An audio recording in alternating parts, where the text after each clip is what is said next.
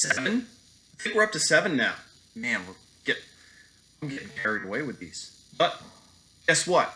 If you just so happen to like them, hit the like button, subscribe, you'll get more updates, you'll get more videos, you'll know when they come out, you'll be the first to know. That's what everyone wants to do. So, moving on to part 7 of the neon, what did I say, 1997 neons? Yeah, 97 neon engines. Let's talk about part 7. We're working on bottom end right now. So we're working on bottom end. The previous video was lightly touching on disassembly of the lower end, the things you should do, the measurements you probably should take when you're taking, let's say, the rotating assembly out, the crankshaft, the pistons, the connecting rods, the bearings, all those sorts of things. Now let's talk about when we have those components out, like let's say the piston and the connecting rod. Now what? They're going to mention certain tools that you're going to use to determine if a piston is, let's say, satisfactory or within spec, or if a connecting rod is satisfactory or within spec, or maybe it's not. So I'm going to talk about the tool that I am standing right in front of right now, which is going to test whether or not you have some rod twist. Let's say, you have an engine that is highly worn, maybe the heat got to certain components, and maybe a rod is actually not square anymore. And you will not be able to tell by the human eye most of the time, unless it's really catastrophic, if a rod has some twist or not. So we're going to talk about the Sunnin tool. So Sunnin, S-U-N-N-E-N, Sunnin tool that can actually detect if you have rod twist or not. So, without further ado, let's take a look at this machine here. Now, let's never mind the mess that's actually in the machine room, but we're going to take a look at this guy right here. So, this guy, his main purpose is to find out whether or not your piston rods are twisted or not square. So the way this works is you would take one of your pistons, like so. You're going to want to make sure all the rings are removed. So when you remove rings, remember, first thing to do is notice where the rings are placed. See if the last screw maybe had a mistake, or they put all the ring gaps in one area, so all the blow-by gases were going straight into the crankcase. Notice that. Then remove the rings using the special ring expander tool that you guys should ask me for. Don't just try to take them off with your hands. Although many technicians do that, we do have a special tool to do that. So make use of the tools that are at your disposal. Now, once you have all the rings off, and it's important you do, this will skew test results if you have a ring on. So right now, I do notice we still have the oil rings on here, but just for demonstration purposes, that's okay. What you're going to want to do is line these guys up so they're tiny rollers that you can move. The way you do this is, if you turn this lever, it opens and closes. What I'm going to do is I'm going to take this, and notice I don't have the cap on it, and it really doesn't matter if I do or not.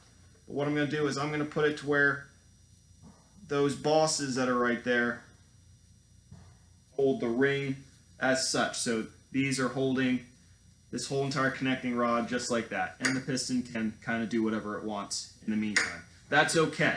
Now, the next thing I'm going to make note is this is a perfectly machined straight edge finish. So just like when you were using the straight edge to test the face of the cylinder head or the deck of the block for out of round or squareness, this too is a perfectly machined surface area. So it's perfectly square. Now what we're doing next is we're taking this adapter, and this end here goes up against the piston. What I usually do is I hold this on top of the piston head like this, so this is what it'll look like when you're actually doing the test. So you're going to hold this up against the piston as square as you can, and what this has is also another perfectly machined finish. The idea behind this is that when I hold this up against the piston like this, and I hold this nice machine finish against this nice machine finish, as I turn the piston head like this, it should maintain contact with this wall the whole entire time. You can use a feeler gauge or you can use the naked eye to tell how much, but what I'm looking for when I'm doing this test is I am looking to see if there's any daylight while I'm rotating this piston head with this guy up against the wall. So I'm holding this not against the wall, I'm not applying pressure to push this against the wall, I'm holding pressure against the piston itself to make sure this is as square with the piston as I can. What I'm looking for is, as I turn the piston back and forth, am I notice any daylight that's showing up between like this top end or this bottom end? Let's say if I notice it starts to, like maybe here it's perfectly up against the back, but as I turn the piston up, maybe the back end starts to lift up and I can kind of see daylight, or as I go down, maybe I see daylight close to the top of here. That would indicate that I have something wrong with the connecting rod. Maybe there's a twist or something like that, because as I rotate this, if it is perfectly square, as I rotate, it should be perfectly up against here at all times. If I have a rod that's twisted, as I move and rotate this piston, it's going to want to tilt one way or the other the wrong way. So as long as I have it square in this vise, it should go perfectly up and down. But if I have a rod that's twisted, it's going to want to go one way or the other as I'm rotating up against this perfect machine finish. So, in an attempt to show you what that would look like, didn't really think it through earlier, but let's see if I can bring the laptop over so you guys can kind of get a better view of what I'm talking about. So, this machine finish, it's supposed to sit, let's see if I can do it. There we go. So it's supposed to sit squarely up against that machine finish as I go up and down, right? Okay, if I have a rod twist, it's going to look something like this. As I go, now this is an over-exaggeration, either one corner is going to like come up and away and I'll see daylight, or it'll be the opposite where like that, it'll come up and away. If there's a rod twist, it'll be something like that. It should be perfectly up against there with no daylight showing at all as I'm doing this whole exercise. But if there is rod twist, it may tilt out like that or like that as I'm going up and down. That you can use a feeler gauge for, but as long as you're holding it up against the piston like this, there should be no space between, no air gap at all. So once again, air gap between or a crooked air gap, something like that, or maybe like that, not good.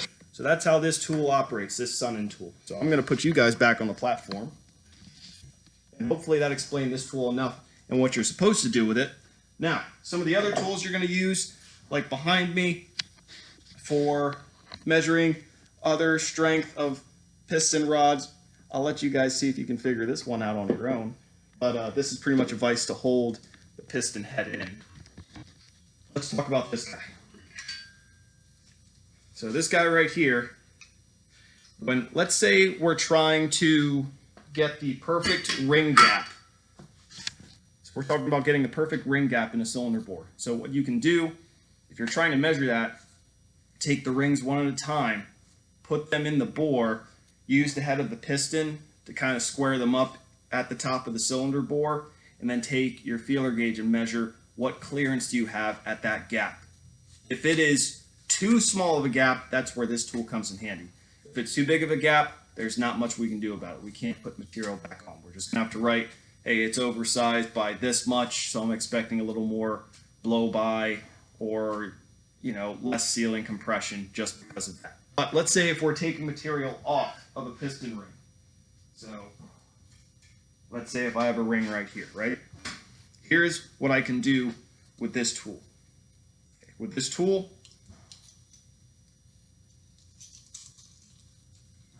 I can actually take the piston ring and push it down on the tool like this. And what this is it's sort of like a how do I want to describe it? A rough cut wheel. So it's got serrations in it, and all you're doing when you're trying to cut these rings is either place them down. There's a couple ways you can do it. Most of the time you're going to use it this way and just use force to push the ring down. Or you can go about holding it that way, but most of the time you're going to see, like you can see the face of the rings, you're going to just use some force to push down on the ring, and all you do, so if I can put this right here, this is a really flimsy ring. No wonder it's an oil ring. Let's get a real ring. There we go. Oil rings you don't have to worry about as much. But for this ring here, so I'm going to push this down, hold it tight against there, and let's say I want to widen the piston ring gap. All I'm going to do is slowly turn this wheel, and what it's doing is it's taking a little bit of material off at a time. So if you want to see a close-up look of what that looks like, as I'm holding it down, that wheel is a little bit serrated, sort of has like that sandpaper grit. And as I'm turning this, it's turning that wheel. There we go. Now you can see it in the light. And as I hold the ring down against it, it's taking material off. So it'll widen the piston ring gap for that piston once it drops in the cylinder. Once again, if it's too big of a gap, there's nothing we can do about that. We can't add material to a ring, but we can take material away. So if I put this in the cylinder bore and I was like, oh my gosh, that's only like 1/1,000,000th of clearance that I have with the feeler gauge, I need a lot more.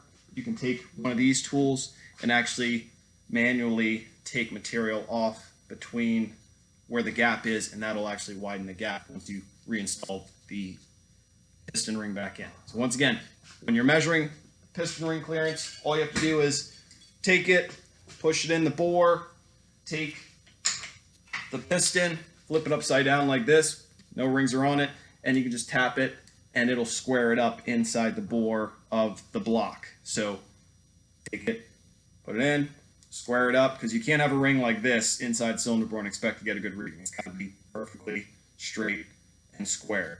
So usually what you do is just take the head of the piston, tap it in just a little bit, and that'll square it up so you can actually test the gap. Now, a couple of the other things you might be doing while you're doing that is measuring each piston, measuring at the crown and at the skirt to see if that's acceptable size. Because remember, if we don't have an acceptable size that way, we can have piston slap, we can have too much sidewall clearance that results in piston slap. Things you should probably look for on a piston. So let's say if you see a lot of striations and wear this way, probably because this was hitting the sidewall of the cylinder.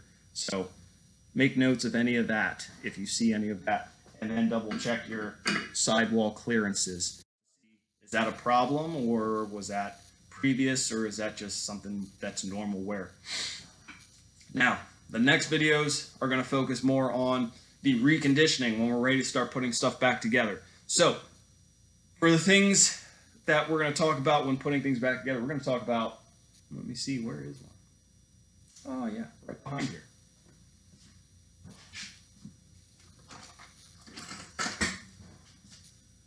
We're going to talk about honing cylinders. So when we were talking about that crosshatch in the last video, that nice 45-degree angle, we're going to talk about how we use one of these and how we take some engine oil or PB blaster, soak this guy up, attach him to a drill, and in a nice fashion go up and down inside the cylinder bore to get that nice crosshatch with one of these. We also have the 3 jawed ones that are okay, but they don't usually work as well. But we'll talk about deglazing a cylinder and rejuvenating those 45-degree angles with a, I just said it. Words are evading me today. Ooh, you heard me the first time. I'll remember it later. It's still too early for me yet. But yeah, anyway, getting the crosshatch back in the cylinder bores and deglazing them, that'll be the next thing, and the next set of videos that'll be coming up. I'll probably do one of those live and just have the video there without having to make it separate, because I don't want to start working on anyone's engine blocks without them being present. So with that being said, honing tool. There we go. I think that's it. Once again, if you liked it, subscribe, like, and I'll see you in part 8. Part 8.